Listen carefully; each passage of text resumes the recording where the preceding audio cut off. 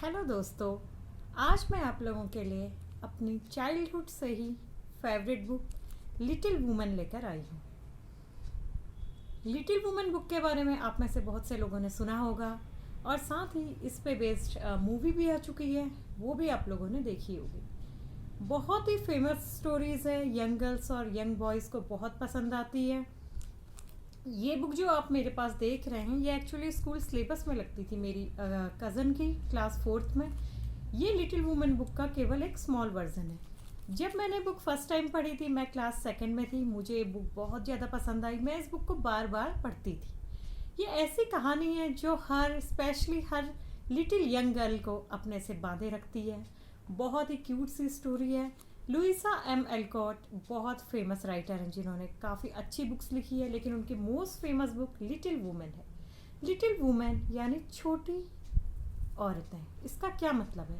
इसका मतलब है कि लिटिल गर्ल्स जो होती हैं वो कैसे अपने आप को एक अच्छी, हर काम में कुशल, सोसाइटी के लिए मददगार, योगदान देने वाली एक डिसेंट लेडी के रूप में अपने आप को कैसे डेवलप करती हैं, इस जर्नी को लेकर ये बुक है।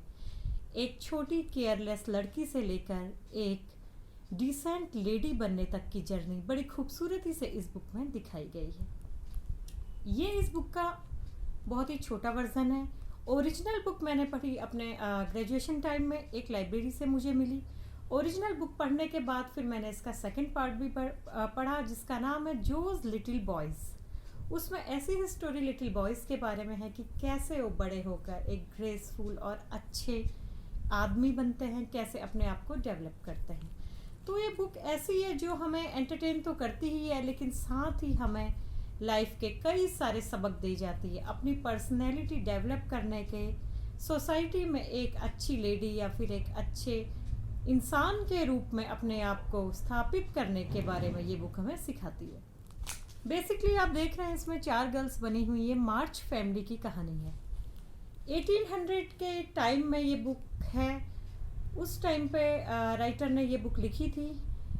इस बुक में कहानी मेनली 4 सिस्टर्स की है जिन्हें हम लोग मैक्स सिस्टर्स के नाम से जानते हैं। मार्च सिस्टर्स, इनमें सबसे बड़ी बहन है मैग, उसके बाद है जो, फिर है बेथ और सबसे छोटी बहन है एमी। चारों बहनों की अपनी अपनी कैरेक्टरिस्टिक हैं। चारों अपने मम्मी पापा के साथ लंदन में एक छोटे से घर में रहती हैं। किसी टाइम पे वो लोग काफ़ी रिच हुआ करते थे, लेकिन फिर कुछ ऐसे हालात हो गए कि एक फ्रेंड की हेल्प करते हुए उन लोगों को अपना सारा पैसा गंवाना पड़ा।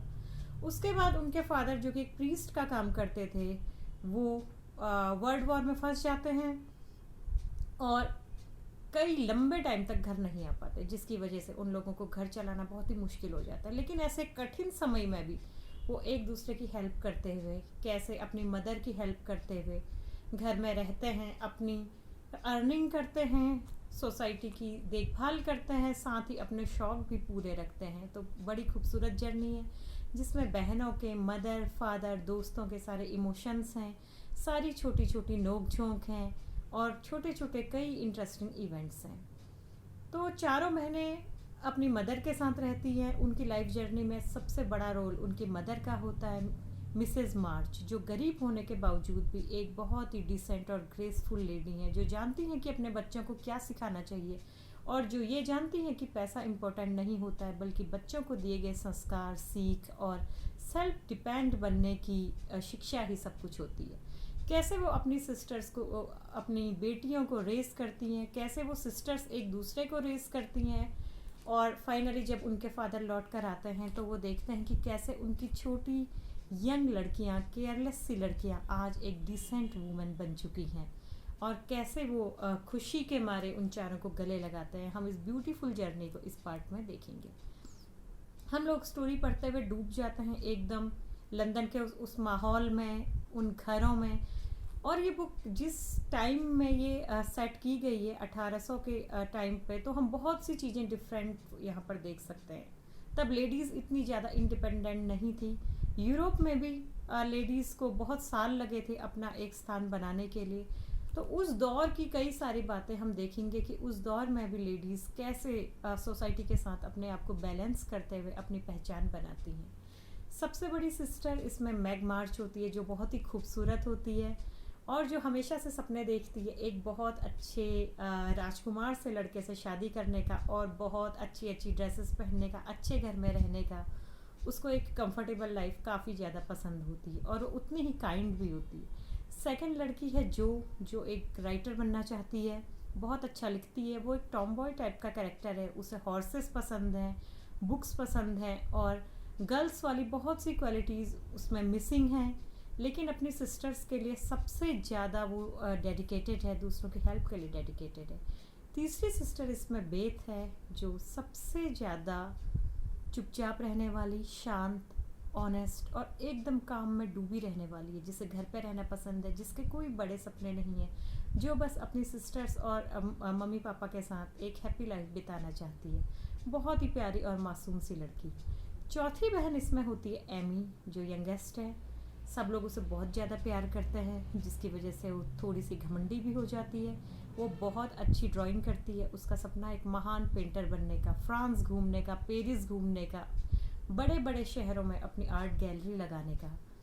तो हम देखते हैं कि चारों बहनों के सपने आखिर कैसे पूरे होते हैं, किस हद तक पूरे होते हैं, और उन सपनों को पूरे करने के लिए उन सिस्टर्स को क्या क्या स्ट्रगल करने पड़ते हैं।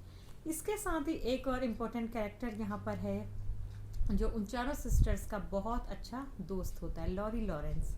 वो साथ के घर में रहता है, वो बहुत रिच है, बहुत पैसे वाला है, लेकिन उसके पास फैमिली का प्यार नहीं है जो सिस्टर्स के पास है। तो यहाँ पर हम लोग ये देखते हैं कि केवल पैसा होना सब कुछ नहीं होता है, बल्कि अपनों का प्यार सबसे ज़्यादा इम्पोर्टेंट होता है। लॉरी की लाइफ में पेरेंट्स नहीं है, सिबलिंग्स नहीं है, केवल एक दादाजी के साथ वो रहता है। तो उसकी लाइफ में प्यार की जो कमी है, उसको वो सिस्टर्स और मिसेस मैक्स से मिलती है। कैसे वो लोग आपस में खेलते हैं, शरारतें करते हैं, क्रिसमस न्यू ईयर सेलिब्रेट करते हैं, कैसे गरीब लोगों की हेल्प करते हैं, और क्या क्या स्ट्रगल्स से वो बड़े होते होते जूझते हैं, पीयर प्रेशर से जूझते हैं, फैशन, मेकअप, अच्छा खाना पीना, थिएटर्स जाना, घूमना, क्योंकि वो यंगस्टर हैं, कॉमन लड़कियां हैं, तो ये सारी चीज़ें उनके दिमाग में भी आती हैं। तो कैसे वो लोग अपने ग्रेस को बनाए रखते हुए अपने शौक पूरे करते हैं, अब अपनी डेली नीड्स पूरी करती हैं, और कैसे रोज़ उनकी मदर फिर उन्हें क्या सिखाती है। यहाँ पर हम एक बहुत इम्पोर्टेंट चीज़ देखते हैं कि इतना बिजी होने के बाद भी, अपनी लाइफ के लिए इतने स्ट्रगल करने के बाद भी, उनकी फैमिली का एक रूल होता है कि शाम को जब मिसेस मार्च घर आती हैं तो फायर प्लेस के चारों ओर वो लोग बैठते हैं, साथ में चाय पीते हैं, और दिन भर में किसका दिन कैसे गया, किसने अपने दिन में क्या किया, मदर सबसे अपडेट लेती हैं, अपनी अपडेट देती हैं, और हर एक की बात सुनने के बाद जो भी एडवाइस देनी होती है, जो तारीफ़ करनी होती है, या फिर किसी काम को गलत कहना होता है, वहीं पर मिसेस मार्च बताती हैं। इस तरह से ये फैमिली हर शाम को बैठकर अपनी डेली की लाइफ को डिस्कस करते हैं, लाइफ में आगे बढ़ने के तरीक़ों को डिस्कस करते हैं, नेक्स्ट डे का प्लान बनाते हैं, जो एक बहुत ही अच्छी बात है।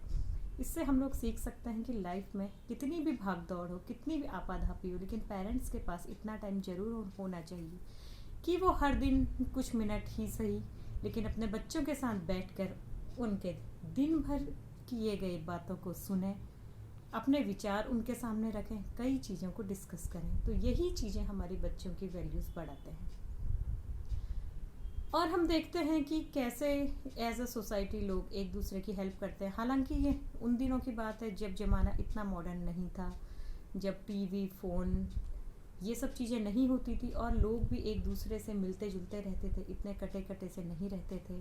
हम तब की ये स्टोरी देखते हैं, और मैं पूरी गारंटी देती हूँ कि आप लोग जिसे भी ये बुक गिफ्ट दोगे, जिस भी बच्चे या फिर बच्ची को, उसे ये बुक बहुत पसंद आएगी, क्योंकि किसी ना किसी कैरेक्टर से हम लोग खुद को रिलेट करेंगे।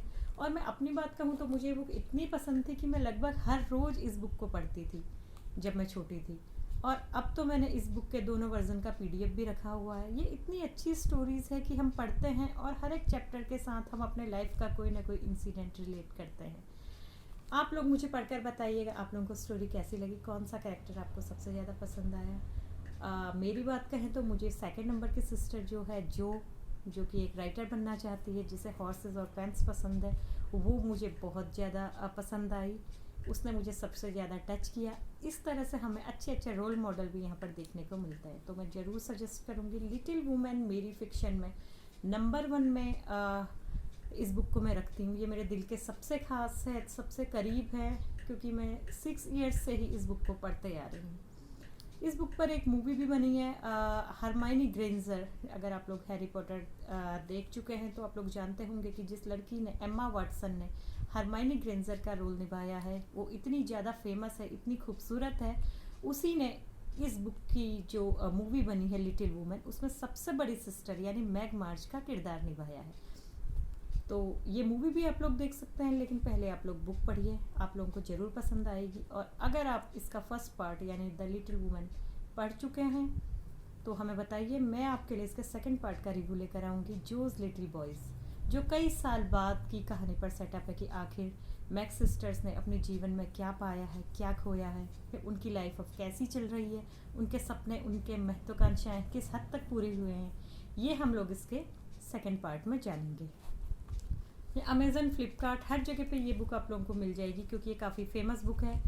ये वाली बुक तो ICSE बोर्ड में क्लास 4th में लगी थी, अब हो सकता है सिलेबस चेंज हो चुका हो, लेकिन एक कोर्स में लगाने के लिए भी ये काफ़ी अच्छी बुक है। इंग्लिश भी इसकी कोई टफ नहीं है। आप लोग इस बुक को मंगाइए, पढ़िए और पढ़कर मुझे बताइए आपको ये बुक कैसी लगी। अगर आप लोग ऐसा ही ब्रिटिश लिटरेचर और पढ़ना चाहते हैं तो प्लीज़ मुझे ज़रूर बताएं। मैं आप लोगों के लिए हर बुक का रिव्यू लेकर आऊँगी। और हमारे चैनल को ऐसा ही अपना प्यार देते रहें। लाइक, कमेंट और शेयर करना ना भूलें। Thank you.